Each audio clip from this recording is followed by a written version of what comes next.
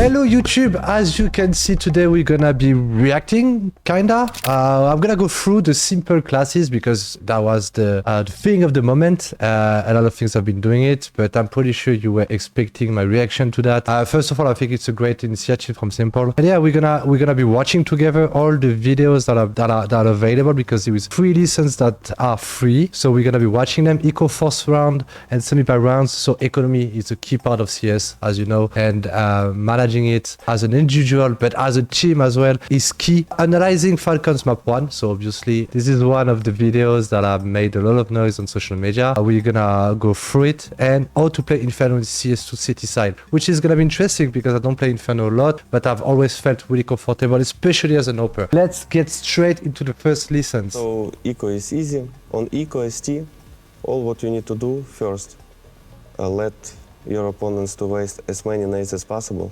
Second, try to get...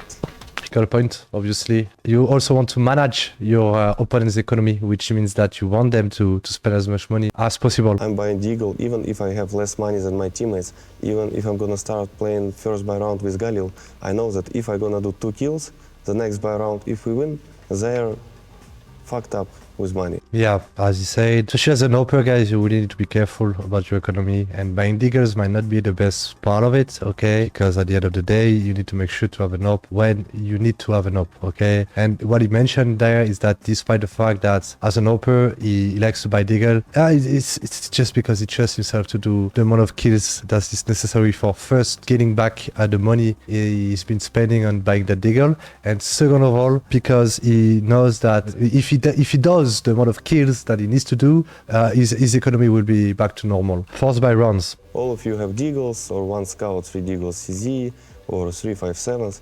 You're trying to fight for zone. One of the common things is come close B. You hear some guys, remember I was showing you some of... Yeah, the grenade usage is a key part of Counter-Strike, especially in force buy, as you mentioned, because you truly want to focus utilities over a digger, for example, that is $800 and it's a lot of money. If you buy a CZ or 5.7, usage is key in order to block areas and gain as much time as possible. Don't forget that they are the ones that need to plant the bomb. Communication is also a key for that, because you need to make sure that you and your teammates are not smoking and at the same time you need to make sure that you and your teammates know when to smoke, how to smoke, and how to do things. If you push here and one of the guys says, oh, it's 3B, guys, let's go. All of them instantly coming and splitting up A. They're smoking temple here.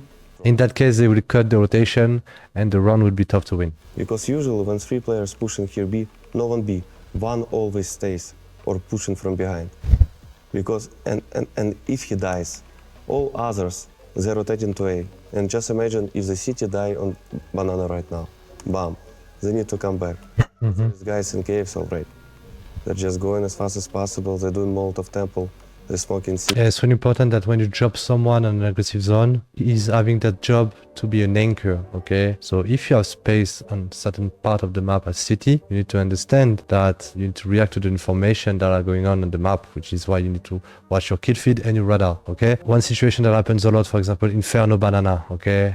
You know the T sides are stuck in banana, okay? There is a guy on A that push and cut the rotation. Okay, if that guy cut the rotation, is for the T side to come back on A, and the guy will know before that they're going A, he will have a sneaker position, he will get 1 kill and hide, and the rotation will happen. But if the T sides are stuck in banana and you are pushing while you're just cutting the rotation of them coming back, and you're pushing while nothing happens and you get punished, this is where you're splitting the team into your team. If you have M4 A1 silencer, you just pump. Just always look at the top, you see? You can see the textures over here. You know that there is no wall. You know that there is no wall. Yeah, exactly. That's a really beginner tip, but that's really interesting that he's mentioning it. It shows the quality of the tricks he's showing. With the environment you have on the maps, you will always kind of know where to shoot in the smoke in order to be precise and accurate, okay? So guys, just to add up some context to what I just said earlier about the economy and when is the good time to force the buy, let's have I want you guys to be really focused on the multiple things I've said. The amount of money you're gonna spend for yourself, the amount of money you need to make them spend and that kind of things. But also there is a feature on the scoreboard that you need to be aware of. I know it's a really beginner tip. It's really important in order to know when to buy and not to buy. I mentioned that there is some teams that are winning 4-0 and that lose a lot of weapons throughout the rounds, and people keep buying and buying and buying, and you're like, why that team keeps force buying? It's useless. What is that in-game leader doing, you know? The thing is, pistol, everybody died, okay? Which means that the T have more money, okay? So afterwards, the city can decide to eco the round, okay? But in that situation, they force buy and won the round, okay? What happens then on T side? That mostly work when the loss bonus is also low, like super low, 1k9, 2k9, something like that, you know? They have 2 guys surviving, they force buy originally, so even though they won the round, their money is pretty bad. If yourself, you don't have a lot of money, you have 2k5, 1k9, yeah, maybe we should eco because the next round we're gonna have a really strong buy. Well, keep in mind that if you take the risk to buy this round and you win the round, you break them. But when I say you break them, you're not gonna only win one round, you're gonna win 2 or 3 more than that. How? Because the economy will be so broken that they will need to double eco most of the time. And let's jump straight into the second course, which analyze of the game is played, the only game you play with Falcon, map Mirage. So this strat that I used in Navi, I was asking to boost me side. So basically I need to boost here on side, and look, he's failing the boost. Look, I'm jumping and he insta-stay, and our pistol failed. Yeah, I believe that there was a little bit of panic, considering the amount of noise and how impressive it can be to have 5 Glocks running at you. Classic Rush B from Multisport here. He apologized after this round, but that's what can't happen in official game. The plan is to boost me side, and I'm just waiting for Mirage, but I don't know what happened. We didn't boost, we failed, and they just killed us from 3 different spots. S1MPLE'S dropped me M4 because I have really good spawn and we're doing force buy. As I remember, I'm not gonna kill anyone. Let's see what I'm gonna do. So basically you have your spawn, you can do boost underground, you can push underground, you can push top middle with this rifle. I decided to stay just in window, to spam through the smoke. You see? He's staying in window. Easy mentioned the fact that this spawn is really a great spawn to have, okay?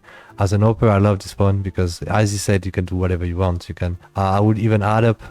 Sometimes the jump short is quite hard when they, especially in those rounds where they know that there is not a lot of weapons in front of you, so they might take mid fast as decide, and if you jump short at the same time, you're gonna die. A solution that I can give you and that I really enjoy doing myself is to instead of jumping short, you're jumping in ladder room from window, and you play in ladder room with a more like semi-aggressive angle, which I'm gonna show you afterwards. And I'm doing nade when they're trying to go out. So they need to clear magic first. They're killing him, and after my nade is coming. So this is like prepared for us round, and S1MPLE'S get scout. So usually when you play scout, you start from B, or you just play in ticket, because it's the most impactful position for scout. And I get killed. Let me see how I get killed. So I decide to take duel, I guess. I mean, it's risk, but you need to risk in first rounds. Especially that he has the M4, so he needs to make the difference. I feel like I would... So he's oof, okay. Holy, he did nothing wrong here. He literally did nothing wrong here. He's using proper utilities and helping to match his boy. And because of information that we had about middle, okay. Wait. This wasn't unnecessary kills to take. Let's see if we kill them. And now after this it's overpick. Yeah, here Magisk overpicked. But he was low HP, so... I did, but Magisk, I feel he did a mistake because the guy had 11 HP and Magisk didn't hit a bullet, and I'm not sure Madden knew he was low HP, so Mag is definitely... There's something that you need to understand, guys. I want to show you what Madden is doing because I feel like it's really important. Okay, so basically Madden is here. He needs to support for his teammate first before committing to anything. He needs to flash Tetris, as Madden just did, for Magis, so Magis can pick on the flash, because if Magis pick without the flash, it's gonna get punished straight away. Okay, so if you're a anchor, or if you're a jungle connector player, make sure to always use your flashes this way.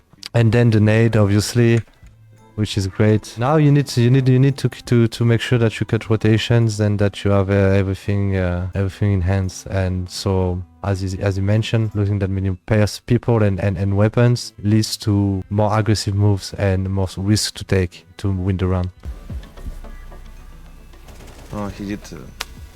Yeah, that's angle with AWP here is actually much harder than you think, guys, because you never know what to expect, what kind of pick you gotta expect, you know. And in that situation, S1MPLE'S did the perfect pick to punish S1MPLE'S. I want to see how S1MPLE'S died from his perspective. So he's destroying top mid smoke, no info, instantly jumping. He's waiting. Yeah, it's the normal angle. But yeah, you see, try pick, impossible. Always punishing the op. Sure, because he didn't expect him to swing.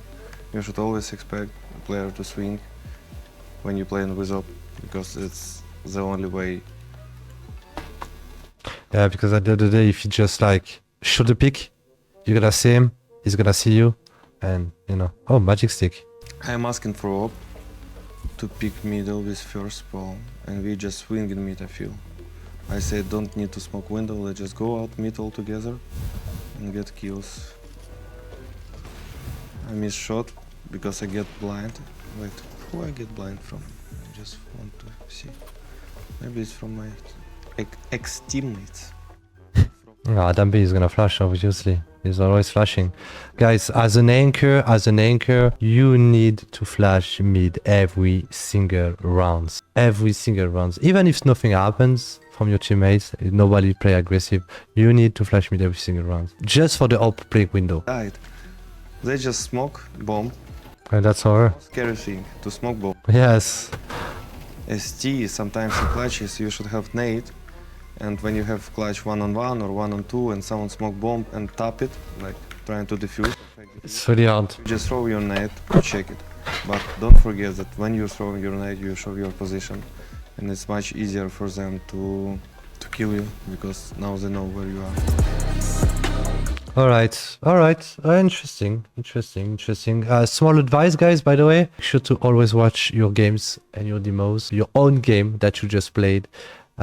This is one of the best tricks that I can give you. Obviously, we're talking about pro games here, where if you play a faceit game and you want to analyze the faceit game, you can still do it for your own mistake and your own sake, but considering the way people play around you, it's maybe not super optimal. What I wanted to show you earlier, okay, so basically I wanted to show you my favorite move. Keep in mind once again that as an AWPer you always need to be unpredictable, change position when you noticed or get a kill, and have mobility all over the map. Okay, so for that move all you need is an AWP, and I like to have a smoke for that move. Okay, so you do this, make sure to not miss the jump, okay, and you take that angle here, right there. Okay, but myself, I like to take it here, okay, and then flick up, because this one is easier to kill than this one. So just so you know, up, I get that cross here, tack, okay. But something you can also do when you rotate B mid round, like S1MPLE'S did, is that you can just like hold the angle for a while, okay. Make sure the guy is short rotated, okay, and keep the guy B with you. Up, you hold the angle, you just push aggressive like that, you hold that angle for a while, you call your teammates to come, he's gonna come like that, he's gonna come like that, tack. So either he's gonna stay here because it's really hard for the T's to come here and kill him without him killing you before. And as soon as he's set, you move, but you don't move before he's in position. Or you can keep pushing, but that goes back to the anchor things I've told you about earlier. If there is no information on the map, there is absolutely no reason to push. And here we go for the third and last available lessons on simple classes that are pretty interesting so far. I'm enjoying it. Don't forget to subscribe and let me know what you think about all of that. And now we're gonna go on playing for City on Inferno. You're gonna love it. As the best Hopper on Inferno all time. No, but yeah, Inferno City side as an Hopper, it's heaven. Not only because of the amount of picks you can do, not because of the amount of angles you can have, or the amount of... what I like the most about Inferno is short rotations, okay, close ranges, okay, and mid rounds. Mid rounds are really exciting as an Hopper. I'm not talking about normal games like Premiere or normal Face, because no one knows how to actually take control and what you need to fight. That's I want to bounce back on this, because like there is some maps I'm scared about playing them on Face It. Nuke, Inferno being those maps. Nuke because people don't understand the rotation on those maps, which makes it super difficult. It is for me as well, because you know you need your teammates to shine. And second of all, yes, Inferno, as he mentioned, nobody knows how to take banana properly. First of all, you start to B or N3A, that's default. If you want to fight for banana, you need to start 3B. Yeah. Sometimes 4. Do some contact on A, or they will push A, or they will do contact. Like every maps, like I talked to you about earlier, 3B meaning aggressive B, meaning on the other side of the map, you block, you block, you block, you block. That's why when you start in 3B, the T guy, he's always focusing ups. And blocking. Some players instantly, when he understands that opponents understand that we are 3B, how opponent can understand, he can see how many nades we're throwing. And because of that, most of the T's in ups, they're not wasting Molotov, they're wasting smoke. Okay, not like this. They're wasting smoke. I would go with Molotov first and smoke afterwards, but yeah, as you said, depending of people. Winning 15 seconds. With these 15 seconds, just imagine, beginning of round. First guy on banana, I always recommend, if you want to take banana, the first one need to use this smoke instantly, because this smoke goes on start of banana. So the guy from pit cannot see what's going on on car. And of course he can blow the smoke and get some information. And after this smoke, you're doing smoke. And after that, you take in Molotov and you just aim here. Molly close, molly deep, nades, it's classic. But not a lot of people actually... A lot of people know that, but not a lot of people know to execute it. And one actually interesting flash loop. You're going back, you press right click or double click, and you jump and throw, and it goes behind you with right click loop. Like this. It goes behind you. So you basically can do like this. Well, this one is... That's... That's for pro players and amateurs. That's pretty useless, but it's cool. But he's jumping. And when he's jumping, he's looking left, right, under himself, and trying to take the spot. There's different strats from first guy. First guy can jump out from balcony like this. So maybe it's mid setup, because City can play like this. One player here for info, one AVP here, because everyone usually smoking long, and there is no point to stay long for Opera. No, you see. They're playing from here. They're playing like this, and on time and pick in middle. You know what's good about as the chiefs I showed a long time ago, and that's something I do all the time, and that always work, and that will always work. There is a long smoke that you mentioned, so as an Opera you're gonna rotate, if you're not starting short obviously, and you're gonna make sure that you're not playing behind the smoke because you're useless, okay? But you can literally think about something. As soon as the smoke fades, so like 5 seconds prior to fade smoke, you're calling your teammates to go play small pit, so once again the safety net I talked to you about, okay? And you can have the Hopper retaking after the smoke, angle by angle. He sees one guy, he shoots, he kills him or he doesn't kill him. He sees one guy, he shoots, he kills him or he doesn't kill him. It doesn't matter, okay? You run back to Arch, and then if there is a T-side that try to trade or punish you, the guy small pit will kill him, okay? So once again, really important to bring people with you when you do aggressive plays. So yeah, you probably guys saw me doing that move quite often. Keep in mind that it also works on short, and for me, retaking with up mid-round can be unexpected. Can be expected at some point, but long, on short is more expected. You always have a board-up guy having a tough position to check and that kind of things. But yeah, long, don't play behind the smoke, obviously, but visualize the end of the smoke and anticipate the end of the smoke. He's dead because I'm here. Or this guy trying to help teammate. This one I cannot see, but this one who will try to pick, he will be dead. So this was easy A-ups round. As CT, I would recommend always check. Sometimes you can put op here. It's not necessary to put op short or long because it's easy taking spot, especially in CS2. There is combination when op's holding like this. And there is rifle. Yeah, it's called double ups. Really strong setup. Really strong setup. This will prevent, it's just a bit safe. You can dodge flash here and kill Pit. Because usually when T try to retake banana, they throwing flashes. Two of them rushing like this, and the third guy just coming and taking with op car.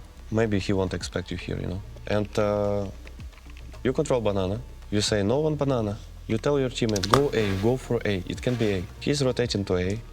It's not A. They need to retake banana. Because opponents understand that it should be 4 people on A. Exactly. Because they don't have this zone.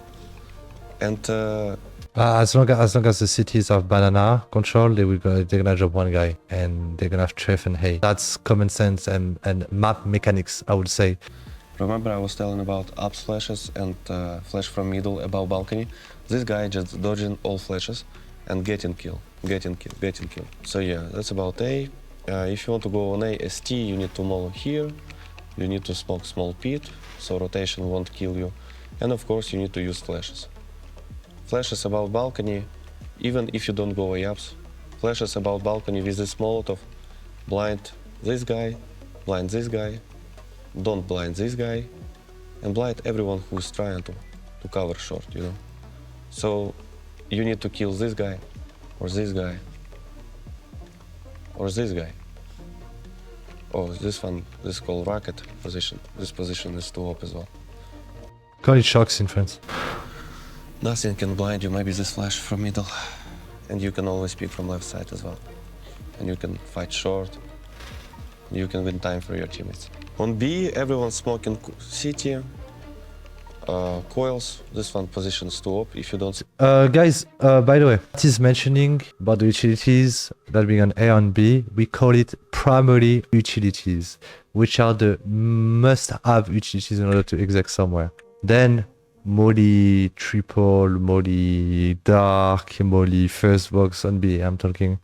It's a bonus, okay? But smoke CT, smoke coils, flash insta, flash execute. You need a flash execute always. Those are the requirements to execute, guys.